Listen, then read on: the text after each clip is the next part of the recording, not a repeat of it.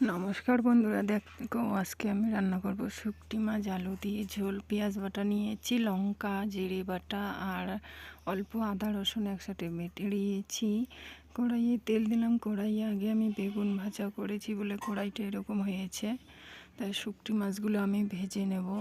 শুকটি মাছে মানে ভোলা মাছে শুকটি মাছে নুন থাকে বলে নুন দেব না, শুধু হলুদ দিয়ে ভেজে তুলব।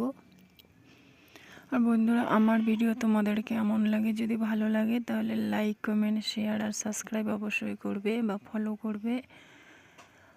আমার ভিডিও তোমরা যারা যারা দেখো তোমাদের সবাইকে অসংখ্য ধন্যবাদ।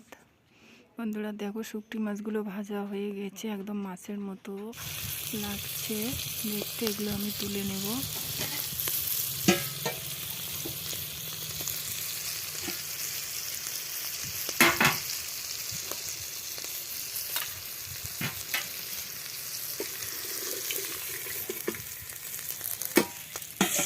তেল বেশি হয়ে গেছে তাই আমি তেল নামিয়ে নেব। আর আমি আগে বলেছি, আমার যত রান্না আছে আমি হালকা তেল মশলা দিয়েই রান্না করি। আমার রান্না চটপট কম মশলা দিয়েই রান্না করার চেষ্টা করি। আমি বেশি তেল দেব না, তাই তেল বেশি হয়েছিল বলে নামিয়ে নিলাম। পেঁয়াজ বাটা দিলাম, অনেক সব বাটাগুলো আমি একসাথে দেবো। আমি রাতের ধোয়াটা খুব উঠছে তাই বোঝা যাচ্ছে না।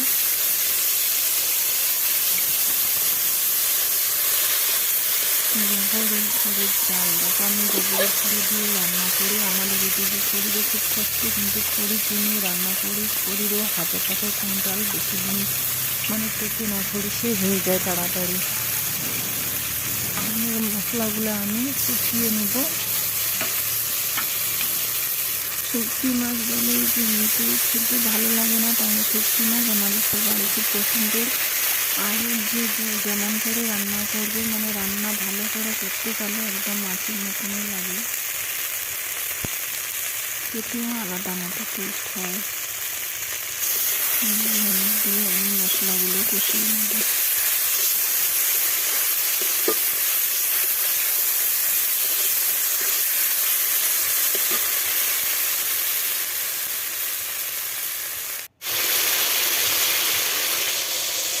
মশলাগুলো যখন হয়েছে, আমি ভাতের মধ্যে সিদ্ধ করে নিয়েছি আলু, এগুলো আমি মশলার মধ্যে দিয়ে নাড়াচাড়া করবো।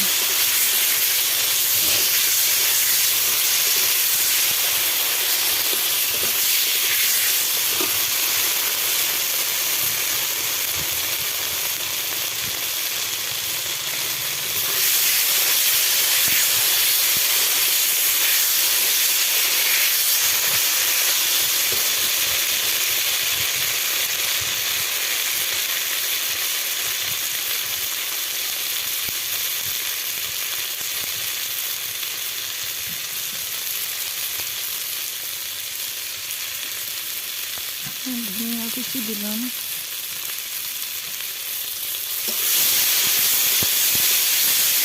একটু নাড়াচাড়া করে আমি জল দেবো মশলার মধ্যে।